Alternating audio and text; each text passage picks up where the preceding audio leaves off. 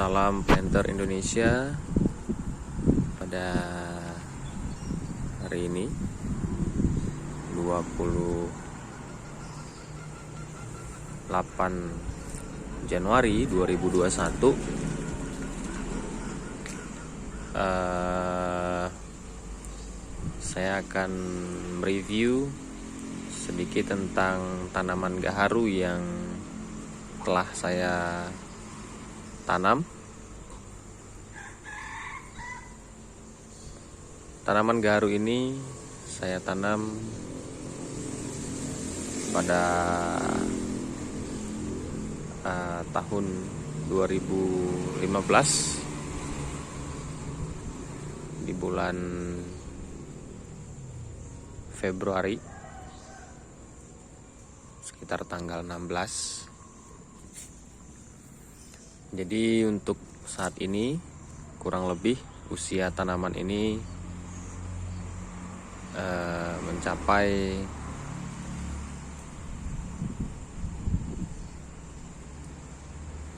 5 tahun, kurang lebih 5 tahun. Untuk jenis gaharu yang saya tanam itu gaharu Aquileria malacensis, jadi jenis malacensis. Saya mendapatkannya dari pembibitan masyarakat yang sudah lebih dulu mengembangkannya di daerah Jambi ini. Awal penanaman di tahun 2015 saya menanam kurang lebih 74 bibit pohon gaharu. Nah, setelah ditanam, dalam proses perkembangannya mengalami penyusutan. Per tahun itu mungkin ada yang gagal tanam sebanyak 5 sampai 7 pohon ya. Gagal tersebut karena areal ini juga pekarangan rumah ya. Jadi ada tanaman-tanaman lainnya seperti kelapa dan pohon-pohon mangga yang juga semakin tahun berkembang sehingga menghimpit perkembangan lainnya. Jadi memang gaharu ini saya tanam untuk mengisi areal pekarangan rumah yang kosong agar tidak terlalu gersang ataupun kurang dimanfaatkan, sehingga saya berpikir untuk mencoba menanam gaharu.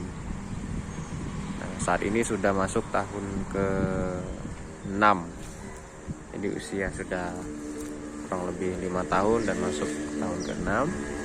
Nah, ini kondisinya. Ini belum diinokulasi sama sekali ya, teman-teman. Jadi masih bersih, belum ada pemberian resin ataupun teknik okulasi. Sini juga ada beberapa tanaman yang saya tanam. Ini lada, jadi sangat subur karena rindang kawasan ini juga ternyata sangat subur. Nah, ini kondisi batang. Jadi kondisi batang ini dapat dilihat. Ini ini diameter kurang lebih sudah 15 cm ya, 15 cm, dan sampai ke bawah itu mungkin sudah ada 20 cm. Nah ini dia, ini 20 cm, kurang lebih sudah ada 20 cm. Nah, jadi yang seukuran 20 cm ini kemarin saya coba hitung itu sekitar 20 pohon dari tersisa sampai saat ini itu 40 pohon. Jadi setengahnya itu ke depan akan kita mulai untuk dilakukan inokulasi. Nah ini yang masih terlihat kecil. Nah, seperti ini kondisinya. Di bawah itu mungkin sudah diameter 12 cm. 12 cm. Nah, sisanya ya banyak seperti ini. Rata-rata di diameter 10 dan 12 cm. Nah, ini.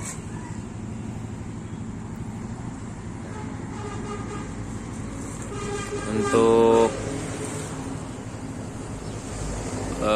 penyiangan sendiri sebenarnya kita sudah juga bisa lakukan penyiangan ya. Jadi tunas-tunas seperti ini sudah bisa dibuang sebenarnya. Nah ini tidak terlalu berguna ya. Nah tidak terlalu berguna, jadi lebih baik dibuang. Nah ini juga masih terlihat kecil, pokoknya masih terlihat kecil. Ini diameter 7 cm. Usia semuanya sama ya, dan jenis varietas gaharunya sama. Nah ini yang cukup baik ya. Ini untuk ketinggian pohon,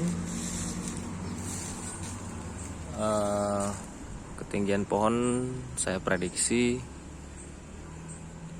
di kisaran sampai ujung itu sekitar 6 sampai 7 meter, bahkan 8 meter ada sampai ujung. Jadi memang kerapatan tanaman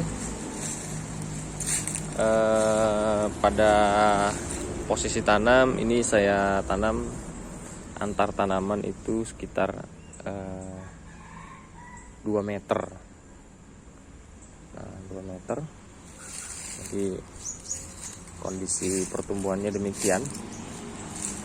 Nah, 2 meter. Jadi kenapa 2 meter? Karena saya awalnya ingin mengoptimalkan bibit yang ada itu cukup banyak, jadi mensiasati untuk banyak menampung bibit, serta yang kedua mengantisipasi angin.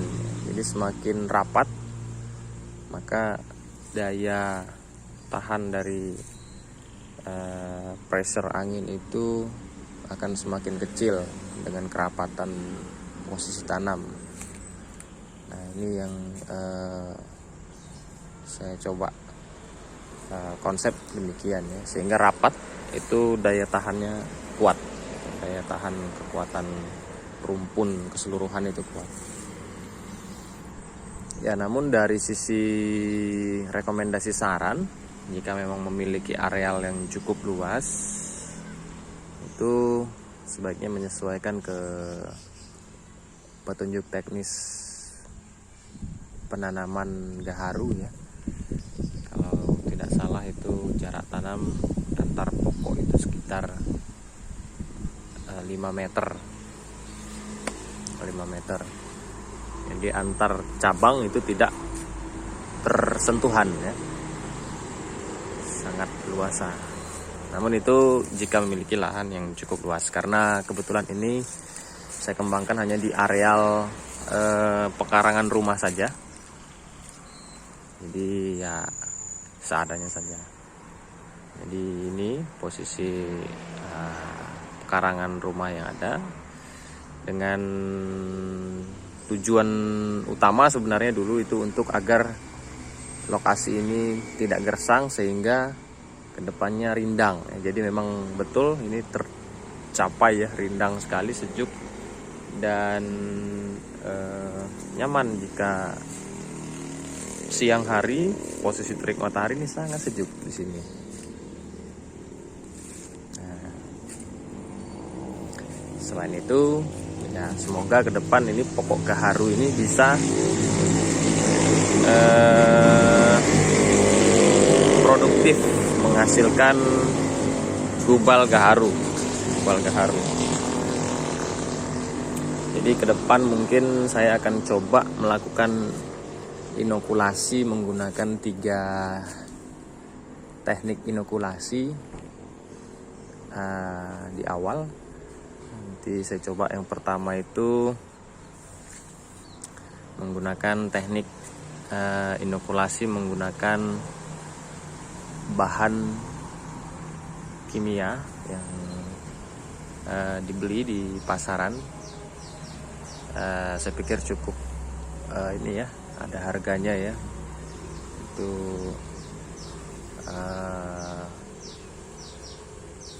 650.000 itu untuk botol yang kecil, sekitar 50 gram. Nah, ini yang teknik kedua, saya rencana akan menggunakan teknik inokulasi dengan cuka dan kecap asin. Nah, itu semoga bisa.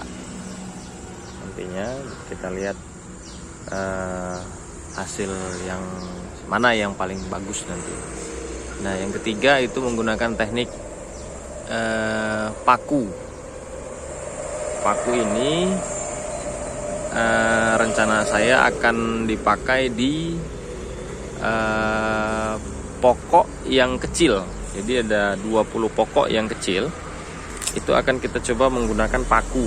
Nah, ini seperti pokok yang ini kita coba menggunakan paku nantinya. Nah, mengapa demikian?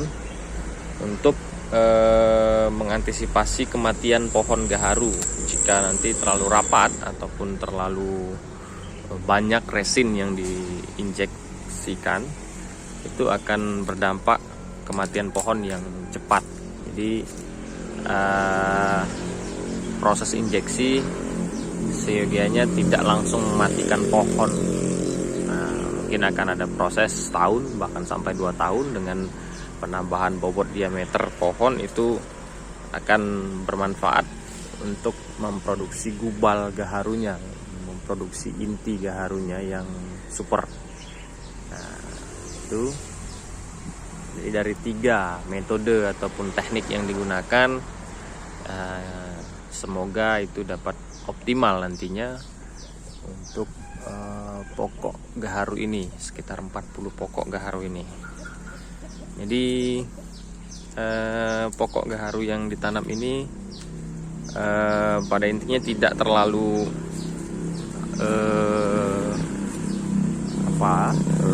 dipaksakan untuk harus seperti apa dalam pengelolaannya, tidak, tapi sambil berjalan saja. Jadi tanpa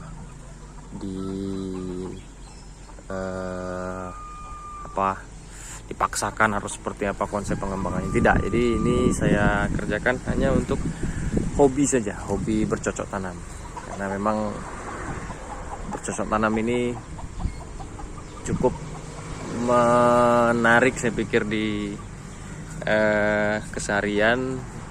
Sangat seger ketika melihat hijaunya daun-daunan dari tanaman yang kita tanam sendiri. Nah, ini kondisinya. Jadi pokok gaharu ini juga sudah pernah berbuah. Jadi sudah beberapa tahun, 3 tahun itu belakangan sudah berbuah. Jadi dari biji yang ada pun nanti ke depan kita coba benihkan ya. Jadi benihkan dengan varietas Malakensis ini, semoga dari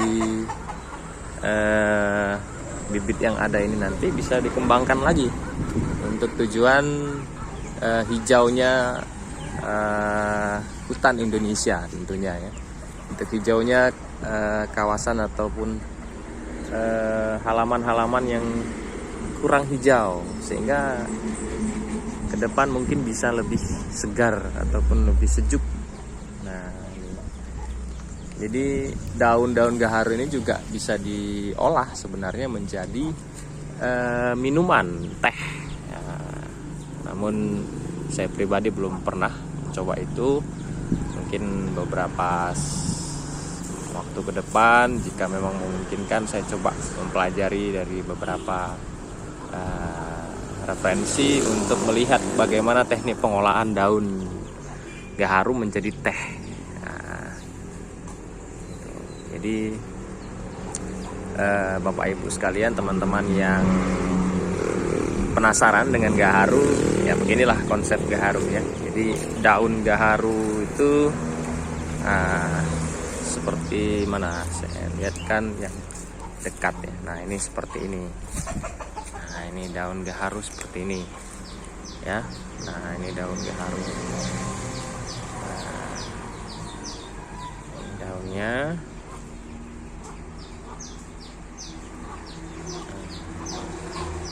Inilah bentuk daun gaharu. Nah, pohon gaharu seperti ini. Nah, ini ada ya, seperti ini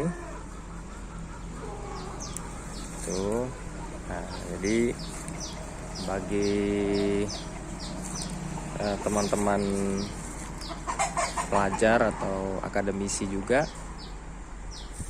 bisa mengembangkan penelitian untuk gaharu ini dengan maksud menemukan satu formula baru untuk resin ataupun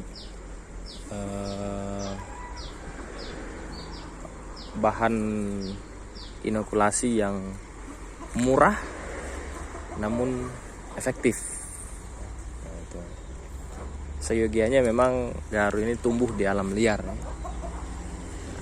Namun karena keberadaannya di alam liar juga sudah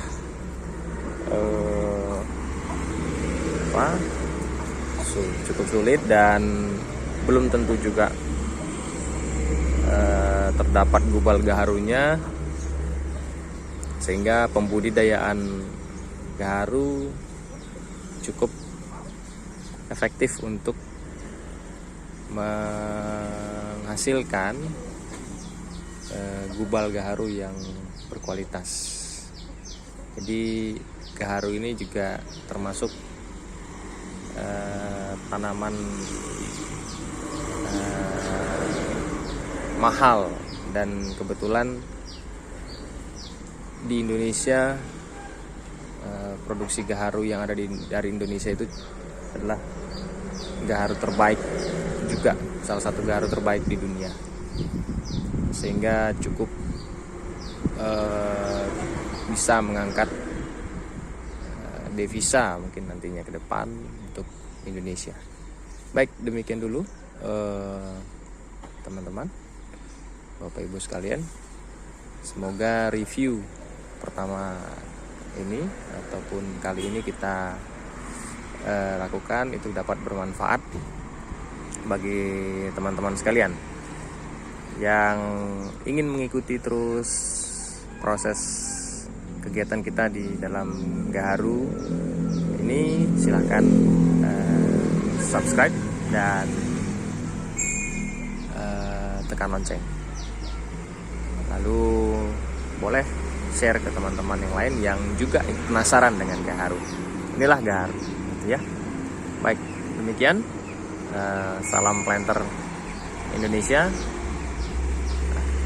sukses selalu.